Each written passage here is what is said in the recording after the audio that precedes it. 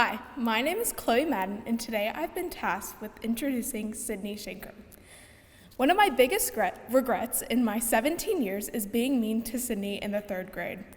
I have no idea why I was mean to her. It was her first year at St. Mary's, and I guess I was scared of the fresh meat in Miss Falls' third grade class.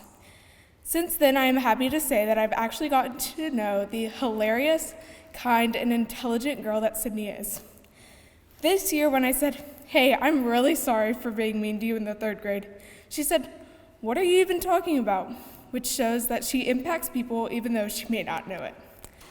Because of her, I've become a better friend and a nicer person in general and became more like Sydney. I know she is going to amaze us with her speech, so here she is, Sydney Merrill Shanker.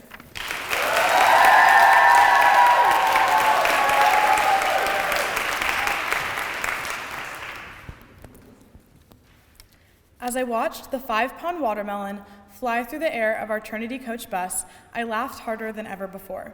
Unfortunately, before making its way into the awaiting arms of my friend Brady, it hit the ceiling of our bus and exploded on the floor. This marked the beginning of my camping trip throughout Colorado, based out of Camp Sabra, a sleepaway camp in Missouri which I have attended now for over 10 years. 2 weeks passed quickly with no showers, no more watermelon incidents, and a clean bus thanks to the boys that made the initial mess. The last day had come and we started to head back to Rocky Mount, Missouri. Not even 1 hour into a 16-hour drive back to camp, our bus broke down in the middle of nowhere, Colorado.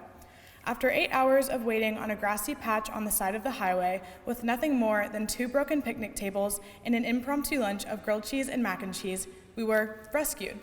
Janine, the pastor of La Vida United Methodist Church, offered to take us, a group of 40 Jewish teens and counselors, some of whom had never been inside of a church before, in for the night.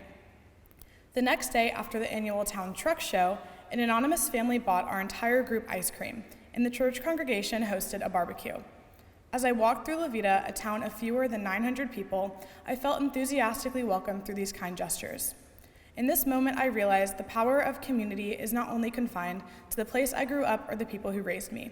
It expands with the people I meet and the experiences I gain, sometimes in unexpected circumstances. 2 years after meeting my newly found friends in Colorado, I facilitated the speaking of the late 103-year-old Holocaust survivor, Mr. Sam Weinrich, to a chapel full of St. Mary's students.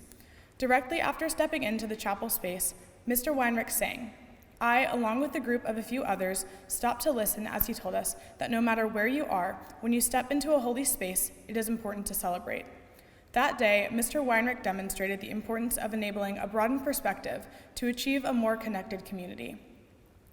Mr. Weinrich's hour-long speech, recounting his experiences in Auschwitz and Dachau, immediately made me feel more united with my peers.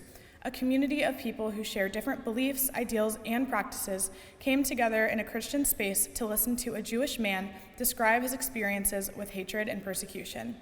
After that day, people stopped me in the halls to ask questions, discover how they could learn more, and tell me how impacted they felt.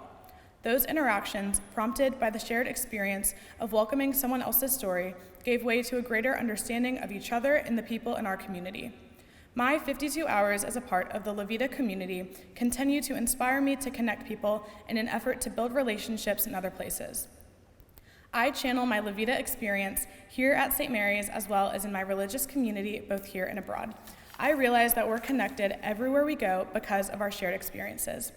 Although La Vida may have felt like the middle of nowhere, the connections I made with those I knew and those I just met made it feel like anything but. To my beautiful class of 2024, I'm forever grateful we've shared the experience of St. Mary's together. As we all venture off to different places next year and expand our communities, I am beyond proud to call you all a part of mine. Thank you.